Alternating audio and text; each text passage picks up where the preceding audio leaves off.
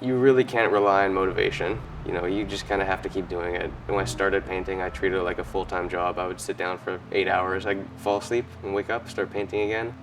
So that discipline to just show up and then not care about the gains, but know that there's a step forward every time I decide to go, that's the thing I think I took the most with me into boxing and other martial arts. The skills I learned to help me improve as an artist were something that I could carry over to help me improve as a martial artist as well. My name's Christian Casadei. I'm 29. I'm from Vancouver, BC. Mixed martial arts is kind of a growing sport nowadays that mixes together a lot of different combat styles. Something I never thought I'd be involved with growing up, but something I've just kind of fallen into by chance. It's exciting. It's nice to be a part of it, you know, while it's still growing. So many people are gaining interest now. I started boxing 10 years ago, but it's been very on and off until just a few years ago where I started here at Lions. I've been at Lions now for about 2.5 years. I was mainly just boxing until I was holding pads for one of the coaches and they kicked the pads and I decided I have to learn how to do that.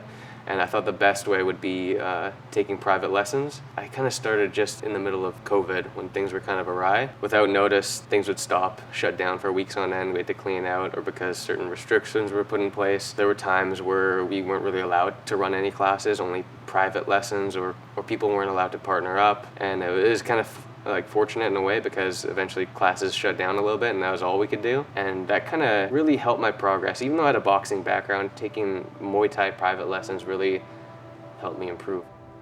Coaching students has been, I find, a lot more rewarding to me personally than my own personal journey in the sport.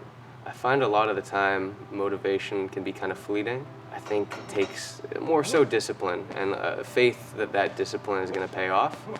Just coming in, even though you're not going to see monumental gains every day to your technique or your skill, it's just believing that if you show up again and again and again that you are getting better, you are improving. It's just nice to be part of different people's journeys, you know, because everyone comes from such different walks. They have so many different reasons for being here. Some people, like when I started, I wanted to be here. It was something I always wanted to do. It's something I enjoyed. I think there's people that kind of need to be here in a sense. When you don't learn those rules, or you don't build that discipline, or take in those lessons of how to learn a skill or get better, the consequences are a lot more painful. If you're trying to compete or you're sparring, it's very in your face if you're letting it slide, you know, all those lessons to take in about showing up, improving, building that discipline to come every day, sticking to a schedule. It's the ultimate proving ground for whether you're putting in the work. Hopefully that's motivating enough in itself to some people, because that's really where the payoff comes from, just staying disciplined. It just has that much of an impact on their life. Just being able to facilitate that passion or that